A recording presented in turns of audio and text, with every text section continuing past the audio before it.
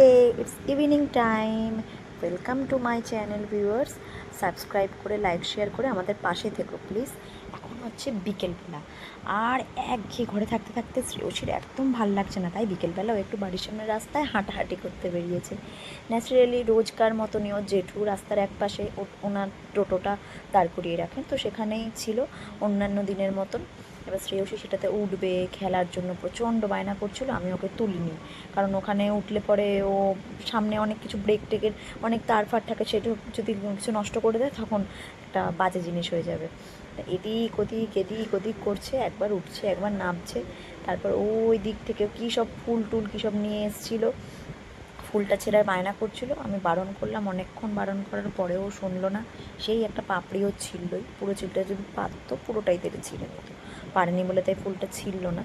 যাকে এই করতে করতে আমাদের তো বিকেলটা আজকে কেটেই গেল, বেশ সুন্দরই কাটলো বিকেলটা। আমার তো এবার চা খাবার সময় হয়ে গেছে, আমাকে তো চা করতে হবে, কিন্তু শ্রেয়সীকে ছেড়ে আমি একাকে যেতেই পারছি না। শ্রেয়সীর দাদা গেছে মাঠে খেলতে, এবার কে এখন ধরবে ওকে, তার জন্য আমাকে এখন থাকতেই হবে ওর সাথে, কিচ্ছু করার নেই। তো যতক্ষণ পারবো আমি এখন ওকে সময় দিতে হবে। তারপরে ও যখন ঘুমাবে ওকে ঘুম পাড়িয়ে তারপরে গিয়ে আমি চাটা খাবো। ওই পাশে শ্রেয়সীর কাঁথা জামা কাপড় সব মেলা আছে, ওগুলোও তুলতে হবে। রোদ্দুরটা ছিল বলে তখন তোলা হয়নি, ওকে নিয়ে তাই বেরিয়েছিলাম। খেলা করছে, ও এদিক ওদিক ঘাঁটছে দৌড়াচ্ছে। ওকেও তো আসলে একটু সময় দিতে হয়, ওর তো খেলার সঙ্গী সাথী নেই, এখন তো বড্ড ছোটো। এখন তো ধরো বন্ধুবান্ধব নিয়েও খেলতে পারবে না, তার জন্য এখন আমাদেরকেই সময় দিতে হবে। আর ওর বাবা যেহেতু বাড়ি থাকে না, পুরো সময়টাই ওকে আমাকে দিতে হয়। ঠাকুমা জেঠুরা রয়েছেন, ওনারাও কিছুক্ষণ নিয়ে ওকে রাখে, নাহলে তো কি এতখানি সংসারের কাজকর্মও তো আমি করতে পারতাম না। তো যাকগে সব মিলেমিশে বেশ বিকেলটা ভালোই কাটলো। তো দৌড়াদৌড়ি করছে, এদিক ওদিক করছে। তারপরে তো সন্ধে দেওয়ার সময় হয়ে যাবে। ওই যে দূরে শ্রেয়সীর ঠাকুমা বসে রয়েছে সিঁড়ির গোড়াতে, উনি ওয়েট করছেন সন্ধেটা হবে। এই দেখো আমাদের গাছে কি সুন্দর বড় বড় বেল ফুল ফুটেছে।